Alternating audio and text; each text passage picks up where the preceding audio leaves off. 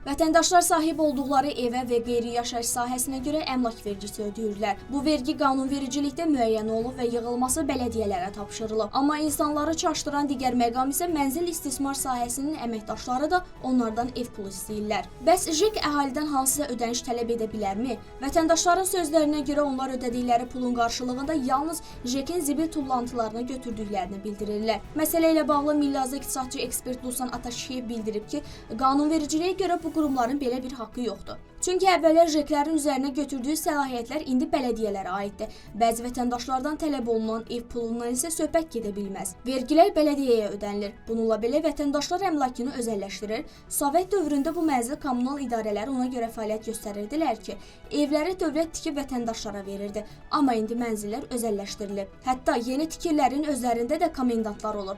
Bir binada həm özəl, həm də dövlət mülkiyyəti ev varsa, bu zaman özəl evin sahibi nə etməlidir? Məsələ ilə bağlı hüquqşünas Roman Qaraşov qeyd edir ki, özəl mülkiyyət sahibi əgər özü istəyirsə, mənzil istismar sahələri ilə müqavilə bağlayıb, onların hansısa xidmətindən ödənişlə istifadə edə bilər. Əks halda onlardan ödəniş tələb olunması qanunsuzdur. Ekspertlərin sözlərinə görə gələcəkdə JEK-lərin ləğvi nəzərdə tutulur. Əgər bələdiyyələr yaxşı fəaliyyət göstərən aktiv bir quruma çevrilsə, o zaman mənzil istismar sahələrinin ləğvi nəzərdə tutulur.